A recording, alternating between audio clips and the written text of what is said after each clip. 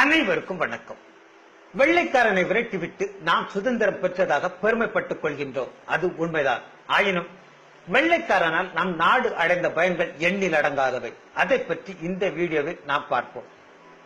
பிராமணனுக்கு மட்டுமே கல்வி கற்க உரிமை உண்டு எனவும், சத்திரியனுக்கு மட்டுமே நிலம் மற்றும் அரசனாக உரிமை உண்டு எனவும், வைசியனுக்கு மட்டுமே வியாபாரம் செய்ய உரிமை உண்டு எனவும், சூத்திரன் இவர்களுக்கு அடிமையாக இருந்து வேலை செய்ய வேண்டும் எனவும் இருந்த இந்து மனு தர்ம சட்டத்தை பிரிட்டிஷார்கள் ஏற்றுக்கொள்ளாமல், சட்டம் என்றால் அனைவரும் சமமாக இருக்க வேண்டும் என்ற அடிப்படையில் 1773 பிரிட்டிஷ் அரசு சட்டத்தை எழுதத் தொடங்கியது.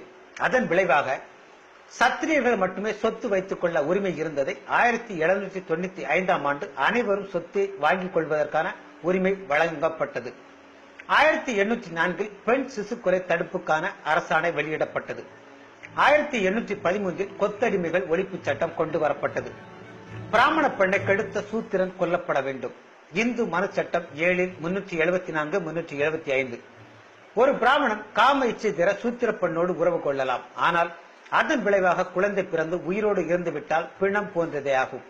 இந்து மனு சட்டம் 9 178. பிராமணன் தப்பு செய்தால் தண்டனை இல்லாமல் இருந்த நிலையில் பிராமணர்கள் குற்றம் புரிந்தவராக இருப்பின் அவர்களும் தண்டனை பெறுவதற்கான அரசாணை 1817 பிரிட்டிஷாரால் கொண்டு வரப்பட்டது. சூத்திரப்பெண் திருமணம் முடிந்த அன்றே பிராமணருக்கு பணிகள் பல செய்ய 7 நாட்கள் கோவிலில் இருக்க வேண்டும். அதை பிரிட்டிஷாரின் அரசாணையின் மூலம் 1819 முடிவிற்கு வந்தது.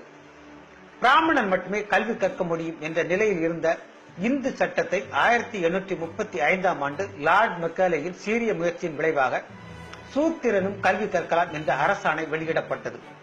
சூத்திரனுக்கு முதலில் பிறக்கின்ற ஆண் குழந்தையை கங்கா நதியில் தள்ளிவிட்டு கொள்ள வேண்டும் என்ற கங்காதானத்தை 1835 பிரிட்டிஷாரின் அரசாணை முடிவிற்கு கொண்டு வந்தது. 1835 சூத்திரர்கள் நாற்காலியில் உட்கார்வதற்கான அரசாணை கொண்டு வரப்பட்டது. 1868 பிரிட்டிஷ் அரசாங்கம் இந்து மனு தர்ம சட்டத்தை தடை செய்ய உத்தரவு பிறப்பித்தது. கணவன் இறந்தால் அவன் மனைவி உடன்கட்டை ஏறும் சட்டத்திற்கு முற்றுப்புள்ளி வைத்ததும் பிரிட்டிஷ் அரசுதான். இந்தியாவை மட்டும் பிரிட்டிஷார்கள் ஆளவில்லை என்றால் சூத்திரர்களுக்கு கல்வி இல்லை. சூத்திரனின் அடிமை சங்கிலியை உடைத்த பிரிட்டிஷாரின் நற்பணிகளை நன்றியுடன் நினைவு கூறுவோம். கொஞ்சம் அவசரப்பட்டுத்தான் சுதந்திரம் வாங்கிவிட்டோம். இன்னும் ஒரு 50 வருடங்கள் கழித்து வாங்கியிருக்கலாம். அதற்குள் நாடு முழுவதும் உள்ள அத்தனை நதிகளையும் இணைத்து விட்டிருப்பான் அந்த வெள்ளைக்காரன்.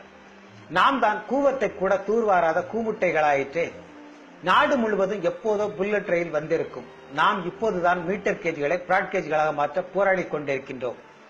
ஊட்டி ரயில் பாதையை எப்போதோ இருவழி பாதையாக மாற்றியிருப்பான் அந்த வெள்ளைக்காரன். நாம் இன்னும் தண்டவாளத்தில் சரிந்த மண்ணை வாருவதற்கு டெண்டர் விட்டுக் கொண்டிருக்கின்றோம். நாடு முழுவதும் வெள்ளைக்காரனால் கட்டப்பட்ட ஆயிரக்கணக்கான கட்டிடங்களும் பாலங்களும் அணைகளும் அப்படியே இருக்க, முந்தா நாள் கட்டிய ஏர்போர்ட் கட்டிடம் 10 முறை விழுந்துவிட்டது. நாட்டிற்கு வருமானத்தை தரும் சேது சமுத்திர திட்டத்தை 40 வருடங்களுக்கு முன்னாலேயே நிறைவேற்றியிருப்பான் வெள்ளைக்காரன். பணம் பிடுங்கும் பச்சோந்தி கல்வி நிறுவனங்களுக்கு பதிலாக நாடு முழுவதும் ஒரே மாதிரியான கல்வி முறை வந்திருக்கும். நாம் இன்னும் சமச்சீர் கல்விக்கும் இடஒதுக்கீட்டிற்கும் போராடி கொண்டிருக்கின்றோம். வெள்ளைக்காரனால் அடிமைப்பட்ட அத்தனை நாடுகளும் இன்று உச்சத்தில் இருக்க, நம் நாடு மட்டும் பாதுகாப்பின்றி வயிற்று பசிக்கும் வாழ்க்கை பசிக்கும் மக்களை பறிகொடுத்துக் கொண்டிருக்கிறது. அடித்து வாங்க சக்தி இல்லாமல் அழுது வாங்கிய சுதந்திரம் என்பதால் ஆளாளுக்கு விளையாடி அக்கறையின்றி தூக்கி எறிந்து கொண்டிருக்கின்றோம். மண்ணுக்கு மட்டுமே சுதந்திரம் வாங்கினோம், மக்களுக்கு வாங்க தவறிவிட்டோம்.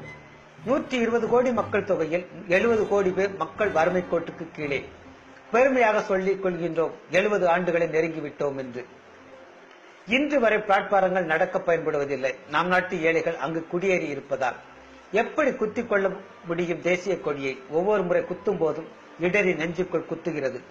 நம் நாட்டு பெண்களை கூட்டம் கூடி கற்பழிக்கும் வரை, நம் நாட்டு குழந்தைகள் தெருவில் நின்று பிச்சை கேட்கும் வரை, நம் நாட்டு பெண் சிசுக்கள் கள்ளிப்பாலில் சாகும் வரை நமக்கெல்லாம் அருகதை இல்லை சுதந்திர நாடென்று சொல்லிக் கொள்ள.